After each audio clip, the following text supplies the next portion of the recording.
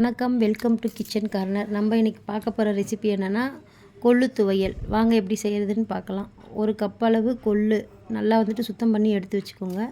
காரத்துக்கு ஒரு 6-7 வரமிளகா, ஒரு நெல்லிக்காய் சைஸு புளி, கொஞ்சமாக கருவேப்பிலை, ஒரு 10லேருந்து 15 பல் பூண்டு, சின்ன வெங்காயம், கொஞ்சமாக கொத்தமல்லி தழை, ஒரு 2 சில்லு தேங்காய் எடுத்து வச்சுக்கணும். ஃபஸ்ட்டு ஒரு வானல் வச்சு, வானல் நல்லா காஞ்சோடனே கொள்ளு எடுத்து வச்சுருந்த கொள்ளை ஃபஸ்ட்டு போட்டு நல்லா வறுக்கணும். நான் எண்ணெய் ஊற்றாமல் வறுக்கிறேன்.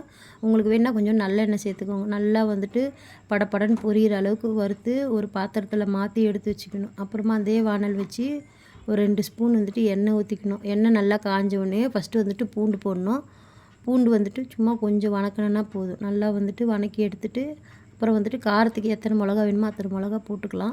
நான் ஏன்னா காரம் நாங்கள் நல்லா சாப்பிடுவோம். அதனால் ஒரு 6-7 வரமிளகா, கருவேப்பிலை எடுத்து வச்சுருந்த கருவேப்பிலை போட்டு ஒரு வணக்கிட்டு அப்புறமா ஒரு ஸ்பூனு ஜீரகம் போட்டுடணும்.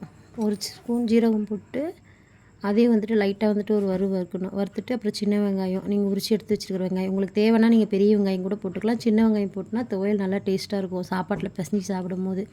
ஒரு நெல்லிக்காய் சைஸு புளி நல்லா எடுத்து கொட்டை தோல் எதுவுமே இல்லாமல் இருக்கிறதான்னு பார்த்து அதையும் சேர்த்துக்கணும். அதையும் சேர்த்து நல்லா ஒரு வறுத்து எடுத்து வச்சுக்கணும். துவையலுக்கு தேவையான அளவுக்கு உப்பு போட்டுக்கணும்.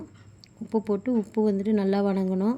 உப்பு எதனால் போட்டோன்னா சீக்கிரமாக பூண்டும் வெங்காயம் எல்லாமே நல்லா வணங்கிடும். போட்டுட்டு அப்புறம் கொத்தமல்லி தழை நம்ம நல்லா நறுக்கி வச்சுருக்கணும். அந்த கொத்தமல்லி தழையும் அதிலே போட்டு அதையும் நல்லா வணக்கி ஆஃப் பண்ணிடணும். ஆஃப் பண்ணிவிட்டு அது நல்லா ஆறுனதுக்கப்புறம் அதுக்குள்ளார மிக்ஸி ஜார் எடுத்து நல்லா காஞ்ச மிக்ஸி ஜாரில் அந்த கொள்ளு வறுத்து வச்சு இந்த கொள்ளு போட்டு தேங்காய் சில்லையும் அதிலே போட்டுருங்க. போட்டு நல்லா மிக்சியில் அரைச்சிடணும். 1-2 அரைச்சதுக்கப்புறம் நம்ம வணக்கி வச்சுருக்கிறத போடணும். தேங்காய் இதெல்லாம் போட்டு வெங்காயம் பூண்டு எல்லாம் போட்டு நல்லா அரைச்சி எடுத்து தனியாக வச்சுக்கணும். வேணுன்னா ஒரு தாளிப்பு கொடுத்துக்கலாம். நீங்கள் அப்படியே கூட சாப்பிட்டுக்கலாம். அப்படியே கூட நல்லாயிருக்கும். நான் ஒரு தாளிப்பு எண்ணெய் ஊற்றி கடுகு போட்டு கருவேப்பிலை போட்டுட்டு தாளிப்பு கொடுத்திங்கன்னா நல்லாயிருக்கும். இது ஹெல்த்துக்கு ரொம்ப நல்லது.